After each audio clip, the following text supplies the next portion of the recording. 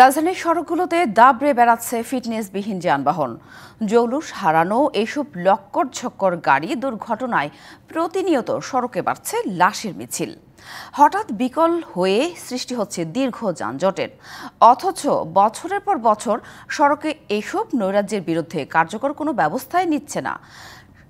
বিশেষজ্ঞরা বলছেন, সড়ক দুর্ঘটনা, যানজট ও বায়ু দূষণের অন্যতম কারণে পরিণত হয়েছে ফিটনেসবিহীন গাড়ি।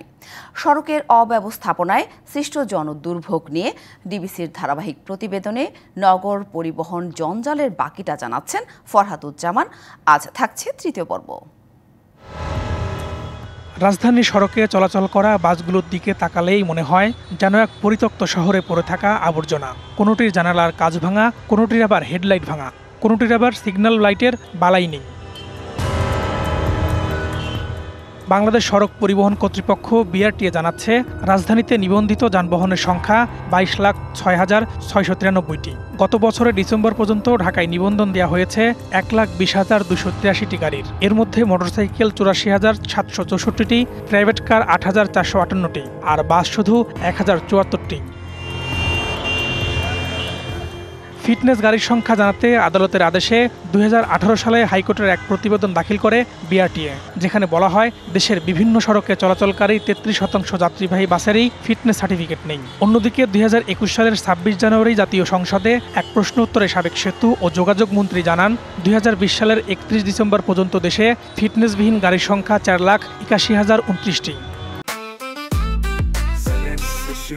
জেনেক্সে শিফট করো, লাইফকে লিফট করো। অথচ নৈরাজ্যের ষোলকলায় পূর্ণ এসব ফিটনেসবিহীন বাসের বিরুদ্ধে নেই ট্রাফিক বিভাগের কোনো ব্যবস্থা। বাসের বিরুদ্ধে মামলা করা হচ্ছে, সার্জেন্টরাও তৎপর আছে মামলা করার জন্য। আমরা সংশ্লিষ্ট সংস্থার সাথে যোগাযোগ করে নিয়ন্ত্রণ করার বিষয়টাও আমরা তৎপর আছি। বিশেষজ্ঞরা বলছেন, ফিটনেস সনদ দেওয়ার প্রক্রিয়াটা নির্ভেজাল নয়। নগর পরিকল্পনায় গণপরিবহনকে গুরুত্ব দেওয়া হলেও রাতারাতি সড়ক দখল করে নিচ্ছে ব্যক্তিগত গাড়ি। ফিটনেস সার্টিফিকেট যেখানে বরাবরের মতোই উপেক্ষিত। গণপরিবহনে যে অবয়ব থাকার কথা ছিল, সেখানেও আমরা দেখছি একটা একেবারে ভাঙাচোরা লক্কর ঝক্কর গণপরিবহন ঢাকা শহরে চলছে।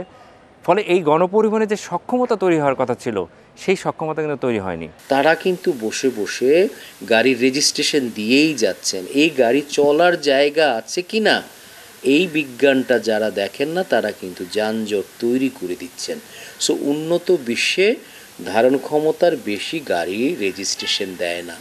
কোন রেজিস্ট্রেশন দেয় না? প্রথমে ব্যক্তিগত গাড়ি, ছোট ছোট গাড়িকে রেজিস্ট্রেশন দেয় না। এত সব অভিযোগ অনুযোগ মানতে নারাজ বিআরটিএ। এখানকার কর্মকর্তারা বলছেন, মে মাসের পরে সড়কে থাকছে না ফিটনেসবিহীন গাড়ি। আমরা প্রতি বছরই মেয়াদ উত্তীর্ণ গাড়ির আমরা কিছু নোটিশ করি, SMS দেই, পুলিশকে আমরা একটা তালিকা দিই যে কতগুলো গাড়ি এত বছরের ফেল আছে, সুতরাং এইগুলোর বিরুদ্ধে ব্যবস্থা নেওয়ার জন্য। আগামী মে মাস থেকে 20 বছরের পুরনো বাস, মিনি বাস এবং 25 বছরের পুরনো যে ট্রাক, কাভার্ড ভ্যান এবং অন্যান্য গুডস ভেহিকেল, এগুলো ঢাকা শহর থেকে অপসারণ করতে হবে।